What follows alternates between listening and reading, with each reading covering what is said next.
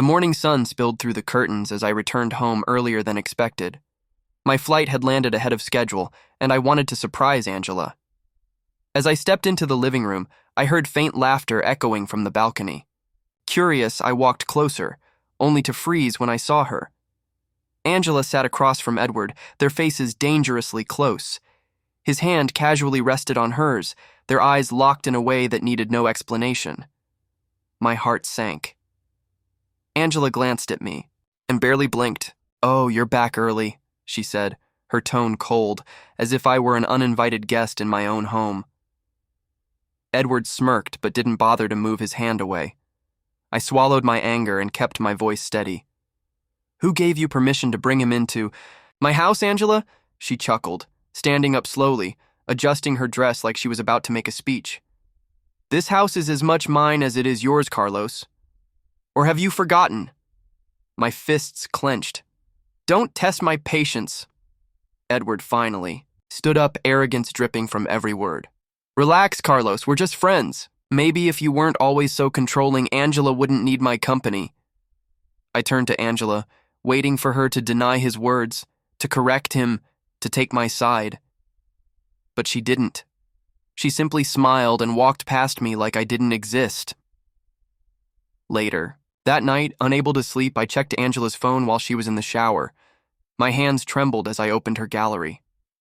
Every single photo of us together, our honeymoon, anniversaries, vacations, birthdays, gone, deleted. When she came out, I confronted her. "Where are our pictures, Angela?" She shrugged, drying her hair with a towel. "I deleted them. They didn't match my aesthetic anymore. It was cluttering my feed. Simplicity is beautiful, Carlos." I stared at her, feeling a mix of heartbreak and rage twist inside me. "Our memories were clutter?" She smirked, walking over and lightly tapping my chest. "Don't be so sensitive, they're just pictures." I looked at her, my voice low. "No, Angela. You didn't delete pictures, you erased everything we built." She walked away, humming as if nothing mattered. But in that moment, something inside me snapped. If she could delete me from her memory so easily, I would erase her existence from my life too, starting with the property deed. When I first met Angela, she was everything I ever dreamed of. Her laughter was infectious, her smile disarming, and her eyes carried a charm that made the world seem quieter.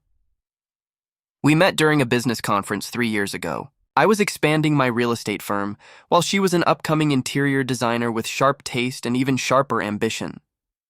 From the moment we exchanged our first words, there was an undeniable pull between us. At that time, I was completely immersed in my business. My parents had left me a small real estate company, and I worked relentlessly to turn it into something big. Long nights, endless meetings, and calculated risks filled my schedule. But with Angela by my side, everything felt lighter. She supported me during those long working hours, always sending me coffee or surprising me at the office with home-cooked meals. She made me feel like I wasn't alone in this race. Her charm wasn't just limited to me. My friends adored her, my business partners respected her, and even my parents spoke highly of her. In their eyes, I had found the perfect woman. And I believed it too. So, after only 1 year of dating, I proposed. She said yes with tears in her eyes, and we had a grand wedding attended by everyone who mattered. The first year of marriage was blissful. Angela decorated our home with an artistic touch that made it feel warm and alive. She accompanied me to events, stood by my side during important meetings, and often offered valuable suggestions that surprisingly helped me close a few significant deals. I genuinely believed we were partners not only in life, but also in success. But slowly, cracks began to appear. Subtle at first. She started paying more attention to social media, obsessed with projecting a certain image online. The dinners we once had together turned into her taking pictures of every plate before eating. Weekend getaways became opportunities for photo shoots rather than private time. She would constantly check her follower count and worry about the aesthetic of her online presence. I tried to understand. After all, everyone has their passions. But I never expected that passion would slowly replace our marriage. She started rejecting simple things we used to enjoy together. Movie nights were skipped because she didn't want to waste time. Family gatherings became boring for her brand. Even our anniversaries were reduced to obligatory posts rather than genuine celebrations. Then came Edward. Edward was introduced to me as one of Angela's work colleagues. He was charming, confident, and always too familiar for my comfort, but Angela insisted there was nothing inappropriate between them. "He's gay," she once said, laughing off my concerns. "Stop being paranoid." I wanted to believe her. I chose to trust her. But slowly, Edward became a permanent fixture in our lives. He was always around, always in the background, always one step too close. At company events, he stood beside her more often than I did. At dinners, he made jokes that crossed boundaries while Angela giggled, pretending it was all harmless. I confronted her many times. She always found a way to flip the argument. "You're just insecure, Carlos," she'd say with a sigh. "I can't live my life constantly reassuring you." Her indifference began to gnaw at me. The woman who once made me feel like the center of her world now acted as if I were a burden holding her back.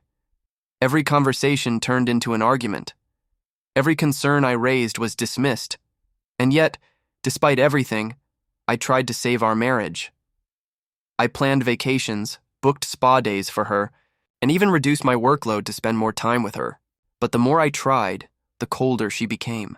She wanted space. She wanted freedom. She wanted control. The final straw came when she deleted our memories without hesitation.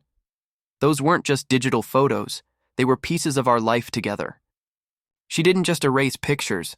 She erased every moment that once meant something to both of us. I realized then that I had been fighting a one-sided battle.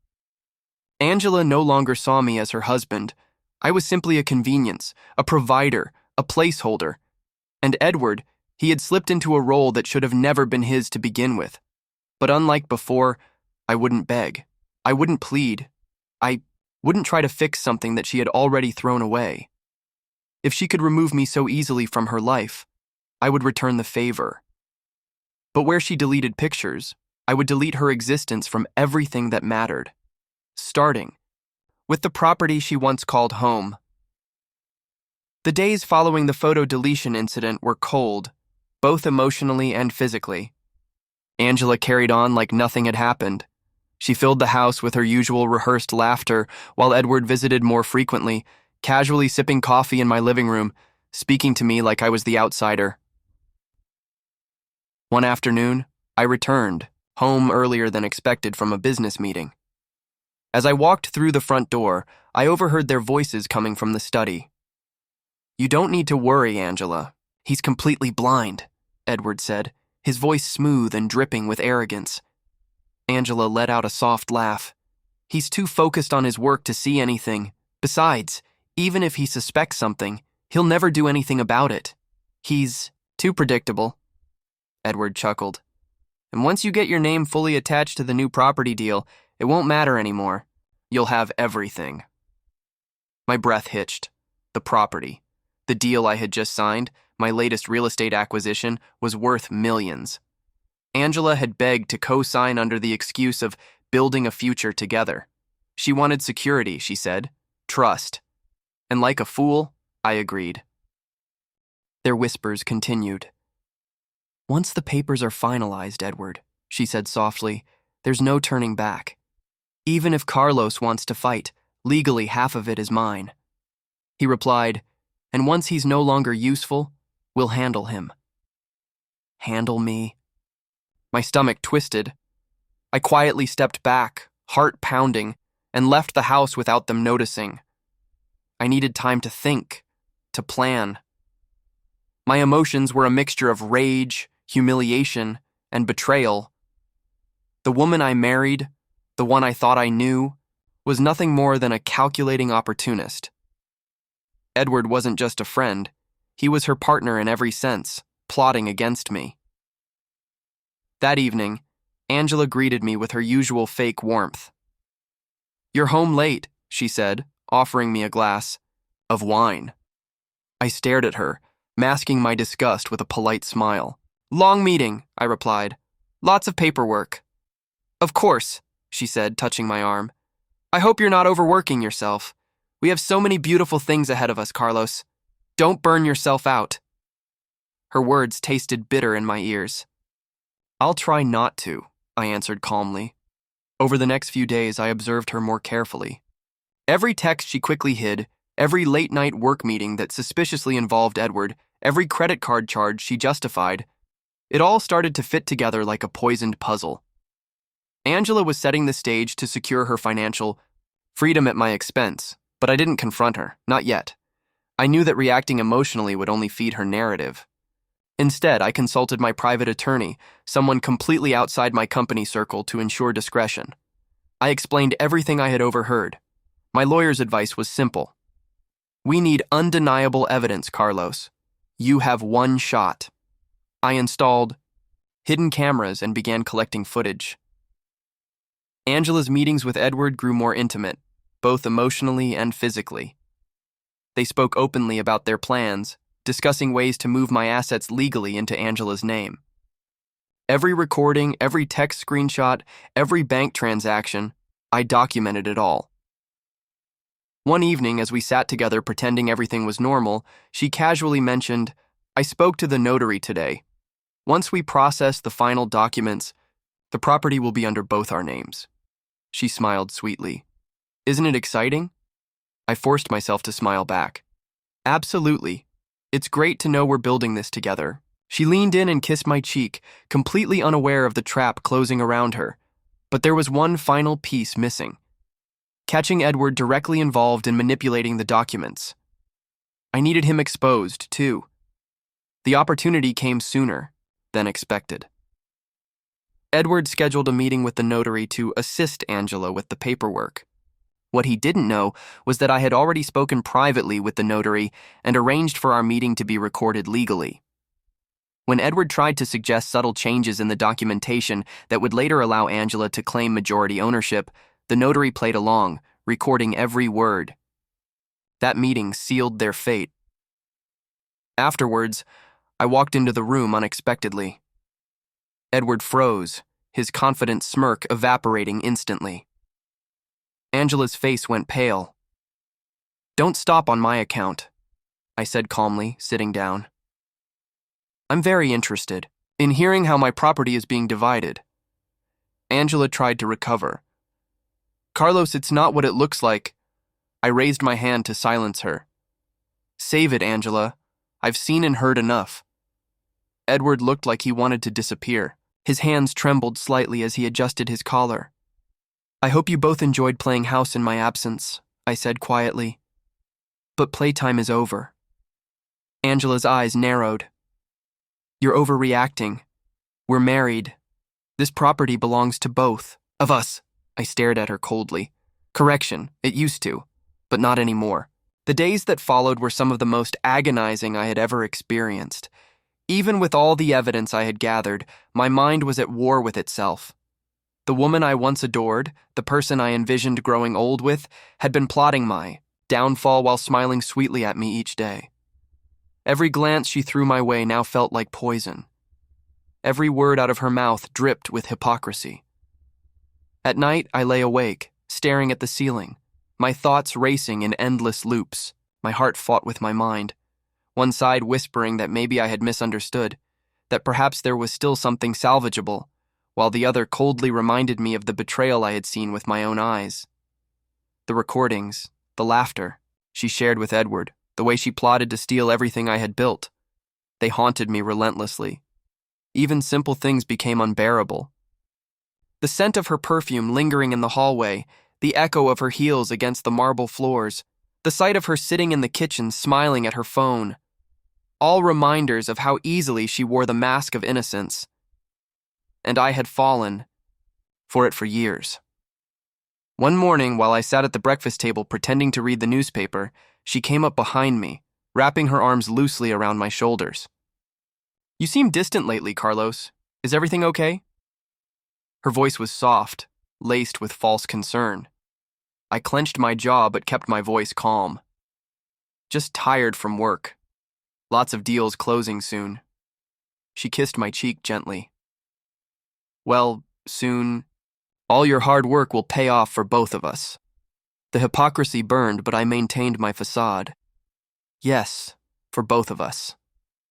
I watched her walk away, smiling to herself. That smile, the same one she wore while conspiring with Edward, was the very thing that made my stomach twist.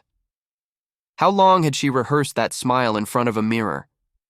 How many times had she practiced these lies before delivering them so flawlessly?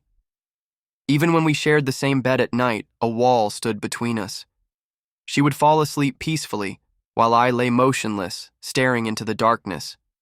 Every breath she took was a reminder of the storm that brewed beneath her calm exterior.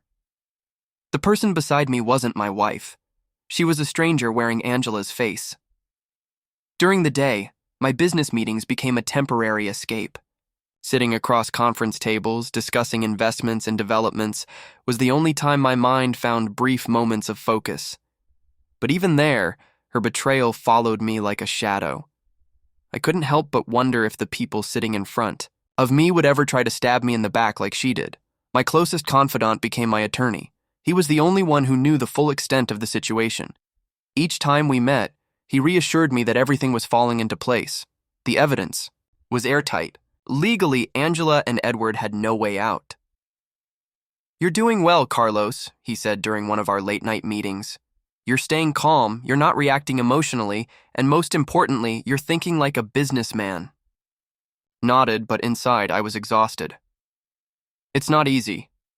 Every day I feel like I'm living in a cage, pretending everything's normal. He leaned forward.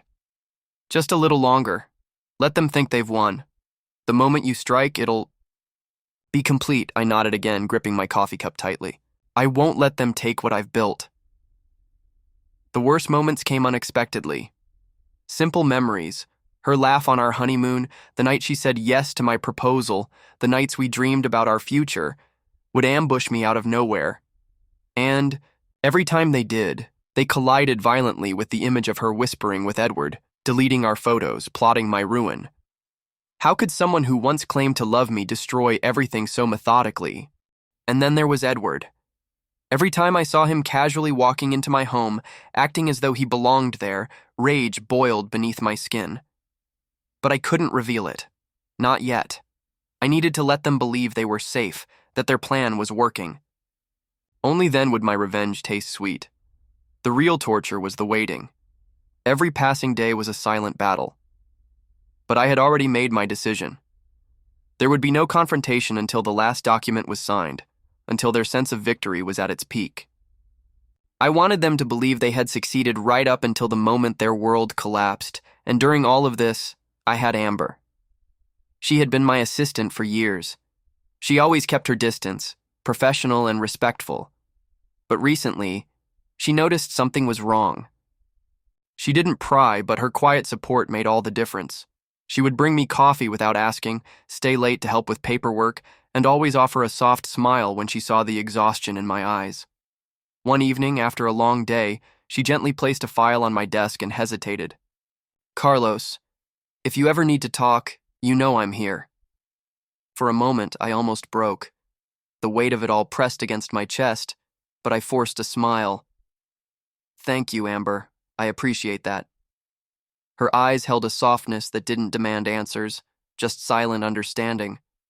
It was the first moment of genuine comfort I had felt in weeks. I knew the end was approaching. The final property transfer was scheduled. Angela and Edward would walk into that meeting fully confident, blind to the evidence waiting to destroy them. And when that moment arrived, every sleepless night, every silent scream I held inside, every betrayal I endured, would finally be paid in full. The day of the property transfer finally arrived.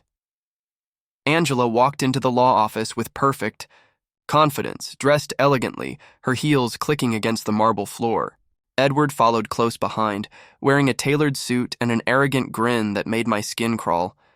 They looked like a power couple walking into their moment of triumph. I was already seated at the conference table when they arrived. My face was calm, expression unreadable. Angela leaned over and kissed my cheek, her voice sweet as honey.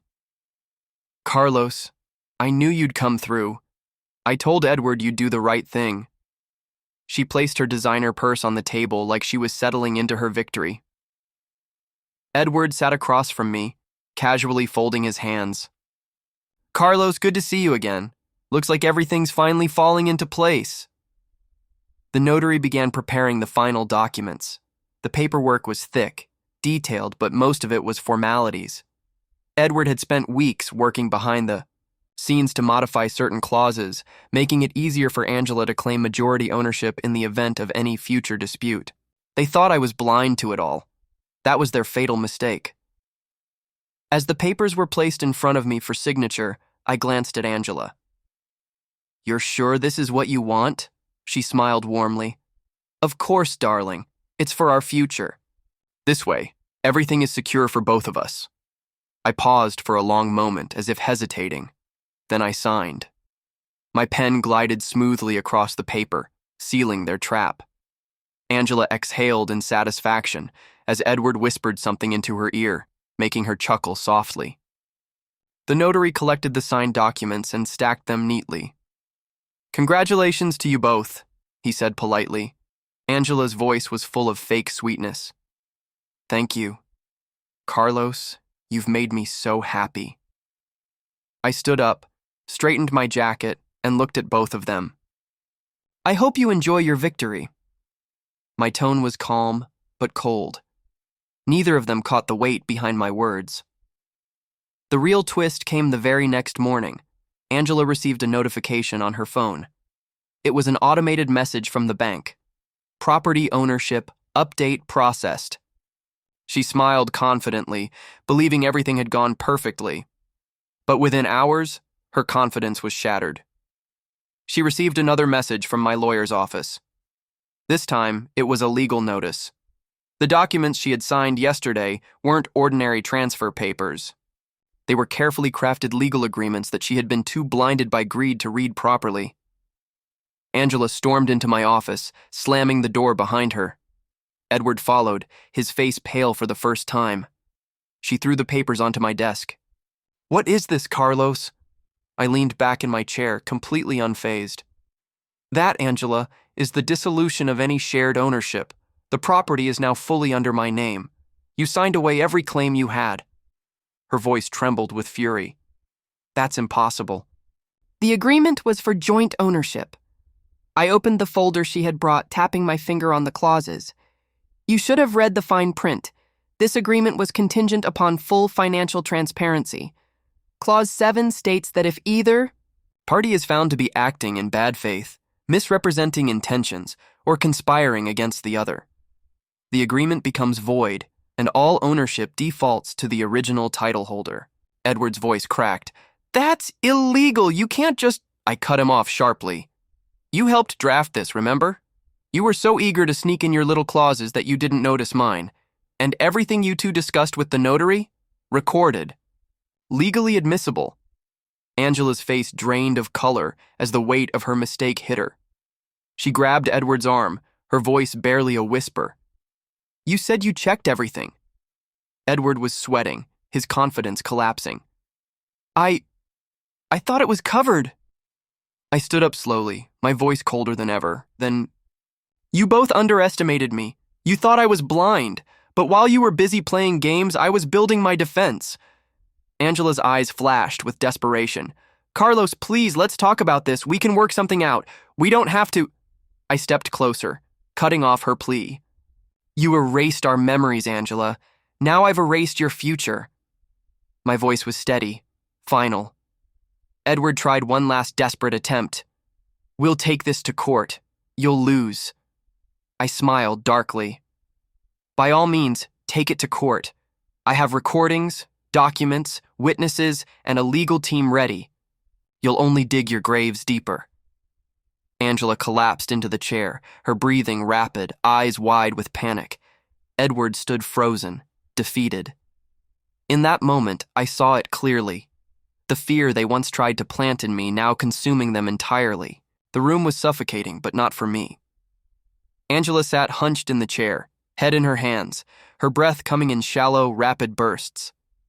Edward stood stiff like a man awaiting a final sentence. I watched both of them, feeling no sympathy, only a cold satisfaction that finally numbed the pain I had carried for months. Angela lifted her face slowly, eyes watery but no longer pleading. They were filled with growing terror. "Carlos, we can fix this. I was confused. I made a mistake. Edward." She turned toward him as if suddenly realizing who had led her down this path. He misled me." Edward's face snapped toward her. "Misled you? You begged me to help you with this. Don't try to pin this on me now." His voice cracked, his confidence fully unraveling. Angela shrieked, "You promised everything would be fine. You said you checked the contracts." He shouted back, "Because you told me Carlos wouldn't dare fight back. You told me he was weak." I watched them collapse into chaos, finally turning on each other like the rats they were. Edward's voice trembled as his rage slipped into desperation. "You said once you got full ownership, we'd sell the property and move away. You told me you loved me." Angela's face twisted with panic. "You think this is my fault? You should have read the contracts better." Their pathetic shouting filled the office as they clung to the wreckage of their failed scheme. The once united conspirators now blamed each other shamelessly, tearing apart what little trust they had fabricated. And for the first time since all of this began, I allowed myself to feel something other than rage. I felt free. I let their argument continue for a few more minutes, their voices overlapping, accusations flying like venom. Then I slammed my hand against the desk with a sharp crack, instantly silencing both of them. "That's enough." My voice was cold, sharp, final. "Do you hear yourselves? Look at what you've become." Angela's lip quivered. "Carlos, please. You're my husband. We shared a life, don't throw it all away." I took a step closer to her, lowering my voice but not softening it. "You didn't hesitate to throw it away the moment you started plotting behind my back. Every moment you spent with him, every word you spoke about me, every memory you erased." "That wasn't a mistake, Angela. That was your choice," Edward interrupted, voice shaking, trying one last desperate strategy. "Carlos, listen. It was mostly her idea. I was just trying to help her feel secure, that's all." I turned sharply toward him. "You were sleeping with my wife. You plotted to steal from me. You manipulated legal documents to rob me of what I built with my own hands. Don't pretend you were some innocent bystander." He shrunk under my gaze, his eyes darting like a cornered animal. Angela wiped her face and whispered again, reaching out. "Carlos, we can still fix this. We can start over. I'll give up the claim. I'll delete everything. We can forget Edward ever existed." My stare hardened. "You already deleted everything, Angela, but you didn't delete the truth." Her voice broke, finally collapsing into sobs, her once flawless exterior shattering completely. The perfectly polished image she worked so hard to maintain now lay in pieces around her, and there was nothing left to hide behind. At that moment, the office door opened. Amber stepped inside, holding a thick folder of additional legal documents. She paused briefly, her eyes sweeping over the wreckage in front of her before meeting my gaze. "The updated contracts have been filed and approved. Everything is finalized." Angela's head snapped up at the sound of Amber's voice. "She's been helping you?" she hissed, her voice laced with bitter jealousy. "Was this your plan all along? Replace me with her?" I didn't flinch. "Amber didn't destroy this marriage. You did." Edward snarled, his frustration boiling over. "You think you're some hero now? You tricked us. You manipulated us. You're no better." I calmly replied, "No, Edward. I defended what's mine." I protected myself against two people who would have gladly watched me lose everything I worked for. Angela's sobs turned violent as reality began to settle over her fully. The home she lived in, the luxury lifestyle she flaunted, the security she thought she had stolen. All of it was slipping through her fingers, and there was nothing she could do to stop it. Her voice trembled as she whispered one last desperate attempt. "Carlos, don't do this. Don't destroy me." I leaned in closer, my voice as steady as steel. "You destroyed yourself, Angela. I'm just here to witness the ending you wrote.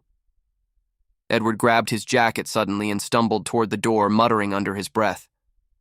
I won't be dragged down for this. I'm done. Before he could make it out, two plainclothes investigators stepped in, blocking his path. One of them spoke firmly. Edward Wright, you're under investigation for fraud, attempted embezzlement, and forgery of legal documents. You'll need to come with us. Edward froze, eyes wide in horror. No, this is a mistake. Carlos... I didn't respond. I simply watched as they restrained him, reading him his rights while he stuttered in panic. As they led him out of the room, his eyes met mine one last time, full of terror and betrayal. Angela was still sitting, unable to move, her body shaking. Carlos, please, you can't do this to me. I straightened my jacket, feeling the weight of months of pain finally lifting. You did this to yourself. The authorities will be in touch with you soon as well. I've submitted everything. Amber handed me the final stack of evidence. Bank records, text message screenshots, video recordings from my home security, and the audio recording from their meeting with the notary. Angela collapsed completely, sobbing into her hands as the storm she created finally consumed her. I turned and walked toward the door, pausing only for a moment to glance back one final time. Goodbye, Angela. As I left the building, the sky outside seemed clearer than it had in months. The air felt lighter. The weight on my chest was gone. Amber followed beside me in silence for a moment, before finally speaking. It's over. I nodded. Yes, it's over. Weeks passed since that final confrontation, but the echoes of that day never faded. Every morning I woke up without the weight that had once suffocated me. My house, my company, my life, all were finally clean of the poison Angela and Edward tried to inject into it. Angela's world collapsed faster than even I anticipated. Once Edward was arrested, it didn't take long for the authorities to finish their investigation. His confessions and the mountains of evidence made it easy. Angela, despite trying to distance herself, was exposed as a full partner in the fraud. Every bank transfer she authorized, every document she signed, every recording I collected, painted a perfect picture of her betrayal. Her social media empire that she cherished so much became her downfall. Prosecutors combed through her private messages, her financial endorsements, and her backdoor dealings. The same perfect aesthetic she tried to maintain online now served as public evidence of her greed. When she was finally charged, the headlines spread like wildfire. High society interior designer caught in million-dollar property scam. The same people who used to praise her beauty, her taste, her supposed grace, they all turned on her instantly. Clients canceled contracts, sponsors withdrew their partnerships, and her name became synonymous with scandal. During her trial, she sat before the judge, pale, broken, no longer the woman who once smiled confidently in my living room. Her voice trembled as her defense tried to blame Edward for everything, but the evidence was airtight. The recordings of their conversations destroyed any chance of sympathy. The judge's verdict was delivered with perfect finality. Angela Martinez, you are hereby sentenced to 8 years in prison for conspiracy to commit fraud, attempted theft, and document forgery. She burst into tears the moment the sentence was read, her sobs echoing through the courtroom. But not once did I flinch. I didn't even blink. She had begged for mercy. I offered her none.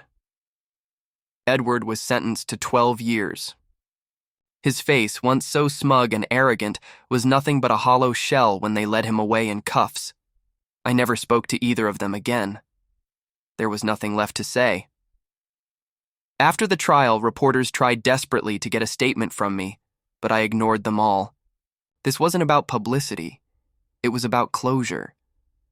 As the dust settled, Amber remained by my side through every step. She never pushed, never asked questions that I wasn't ready to answer. She simply stood there, steady, supportive, quietly, offering the kind of loyalty I had once foolishly thought I had with Angela. One evening, as we sat in my now peaceful home, she poured us both a glass of wine. The warmth of the fire danced across her face as she finally spoke what had been lingering between us for weeks. "You're finally free, Carlos. It's over." I looked at her, truly seeing her for the first time. Not just as my assistant, not as the one who helped me survive, but as someone who had stood by me when everything else had fallen apart. "Yes," I whispered. "It's over." We sat in silence for a while, enjoying the quiet neither of us had known for so long. But Amber eventually smiled, her voice soft but certain. "You know, after everything you've been through, you deserve happiness again. Real happiness." I smiled, the weight of the past finally lifting. "I never thought I'd feel peace again, but with you, I do. For the first time in years, I felt something real, something genuine. And it wasn't built on lies, manipulation, or greed. It was simple, honest, and unspoken." Months passed. My company continued to grow. Without Angela's interference, I expanded into international markets, doubled my portfolio, and solidified my place as one of the most powerful real estate moguls in the region. People began to notice Amber as more than my assistant. She accompanied me to galas, conferences, charity events. Whispers started, but this time I didn't care. Those whispers weren't filled with scandal. They were filled with admiration. Everyone saw what I already knew. Amber never tried to steal from me, never demanded anything. She stood by me because she believed in me, something Angela had never done, not even in the beginning. One night, as we stood together on the balcony overlooking the city skyline, Amber turned toward me, her eyes reflecting the soft city lights. "Do you ever regret any of it? The pain? The betrayal? What they did to you?" I wrapped my arm around her waist and pulled her closer, speaking softly but firmly. "No, because without it, I wouldn't have seen the truth. I wouldn't have become who I am now. And I wouldn't have found you." She smiled, leaning her head against my shoulder. "You deserved better from the very beginning." "And now," I whispered, kissing her forehead gently, "I finally have it." The wind carried the sounds of the city below us, a world that continued moving, unaware of the private victory standing silently above it. Angela and Edward faded into obscurity. Forgotten by the public, abandoned by friends who once praised them, locked away behind cold prison bars, paying for their greed every single day. And me? I moved forward, stronger, wiser, and at peace. The house that was once filled with lies was now filled with quiet laughter, with loyalty, with genuine care.